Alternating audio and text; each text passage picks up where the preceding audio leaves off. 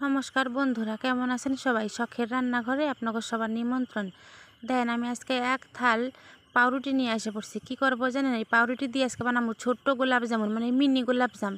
এর সাথে কি কি লাগবে চলেন একবার দেখাই দিই ঝটপট করে আপনার করে। দেখেন, নিচ্ছি এই যে 10 টাকা দামি এক প্যাকেটের গুঁড়া দুধ, আর নিচ্ছি পাম তেল মানে সাদা তেল, আর নিচ্ছি চিনি, আর নিচ্ছি উষ্ণ গরম জল। উষ্ণ গরম জলটা অবশ্য আমি দুধটা গুলানো নিয়ে আনছি। চলেন এখন দুধটা গুলাই নি উষ্ণ গরম জল দিয়ে। দেন এই 10 টাকার দুধ দিয়ে কিন্তু আমার অনেকগুলো মিষ্টি হয়ে যাবো। চলেন এই দুধটারে যত ঘন করে গুলাবেন আপনার মিষ্টি তত বেশি স্বাদ হইব, কেন দুধটার উপরে নির্ভর করবো আপনার মিষ্টিটা কতক্ষণই স্বাদ হইব আর কতক্ষণই স্বাদ হইব না। দুধটা যত ঘন হইব মিষ্টির স্বাদ তত বাড়বো। যদি আপনি এর মধ্যে আরও দুধ দিতে চান, গুঁড়া দুধ আরও ঘন করে মাখাইতে চান, তাহলে কিন্তু আরও সুন্দর হইব মিষ্টির স্বাদ। এদিকে ধরেন পাউরুটিগুলো নিচ্ছি আমি, সেগুলো চারিপাশে যে পোড়া পোড়া অংশগুলো থাকে সেগুলো আমি ভালো করে কাইটা বাদ দিয়ে দেবো, মানে কাটুম তো না, আর দিয়ে ছিঁড়ে বাদ দিয়ে দেবো।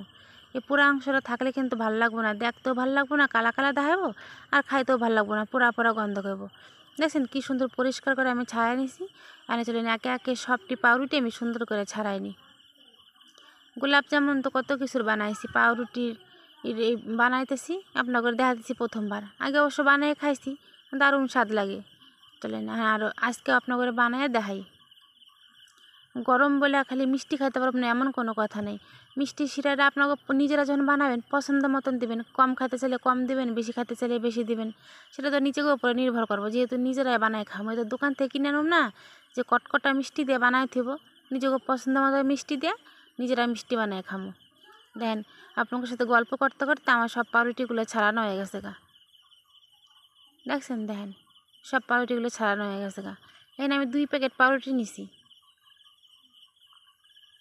2 প্যাকেট পাউরুটি আর 1 প্যাকেট গুঁড়া দুধ নিছি, আর পরিমাণ মতো তেল, যেটুক লাগবো ভাজতে সেটুক তেল নিছি, আর চিনি দিছি স্বাদ মতো। দেন আর ওই যে গুলা রাখছিলাম যে গুঁড়া দুধটা, সেটা দিয়ে আস্তে আস্তে দিয়ে আমি যে পাউরুটিগুলো সুন্দর করে মাইখা নেবো। দেখছেন কি সুন্দর একটা সেই ছানার দলার মতো একটা দলা বানানো হয়ে গেছে।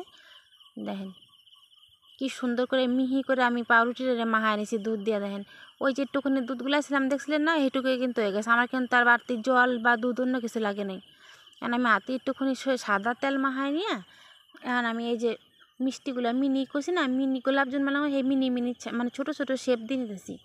আপনারা চাইলেন হাতে আমি তেল লাগাইছি, সেই জায়গায় আপনারা ঘিও লাগাতে পারেন।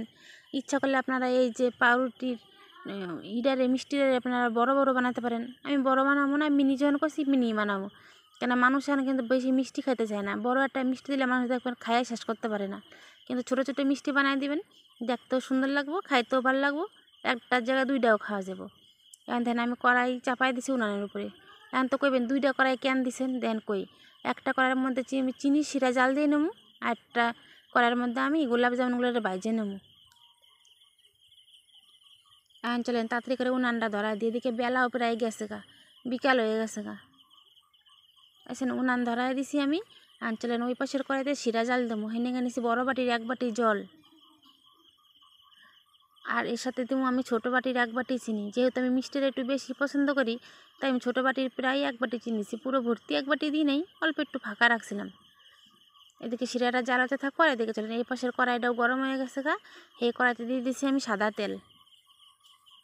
দেন তেলও আমার গরম হয়ে গেছে, কিন্তু বেশি গরম তেলে দেওয়া যাবে না, কিন্তু পুইটা কালা হয়ে যাবো গা। তেল একটু উষ্ণ গরম থাকতে থাকতে দিবেন, মানে একদম কটকটা গরম হওয়ার আগে দিয়ে দিবেন। দেন আমি তেলটা কটকটা গরম হওয়ার আগেই কিন্তু দিয়ে দিছি ওই যে মিষ্টির শেপ দিয়ে রাখছিলাম গোলাপ জামুনের, সেই গোলাপ জামুনগুলো দিয়ে দিছি। দেন ওদিকে শিরা জাল হইতেছে, আর এদিকে মিষ্টিগুলো ভাজা হইতেছে। কি সুন্দর হইতেছে না, একসাথে হয়ে যাবো গা সব।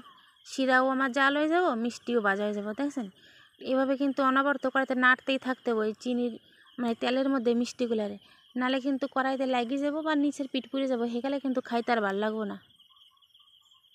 দেখছেন কি সুন্দর করে ভাজে নিয়েছি, একদম পুরো আমার মিষ্টিগুলো তেল তেলা হয়েছে, কত সুন্দর, উপরটা একটু ফাটে নাই, ফুটা হয় নাই, ভাঙ্গে নাই। দেখছেন কি সুন্দর দেখাইতেছে।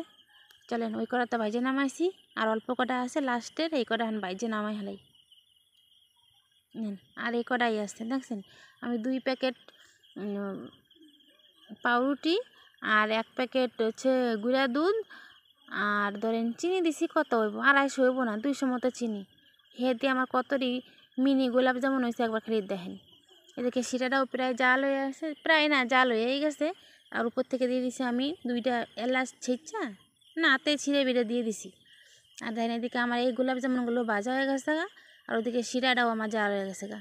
অঞ্চলের আগে গোলাপ জামুনগুলো নামাই নি, তারপরে শিরাটা নামাই নিয়ে তো ভিজাই দেবো। দেখেন বন্ধুরা কি সুন্দর দেখা যাচ্ছে, দেখছেন মনটা আবার ভরে গেছে গা আমার দেখা।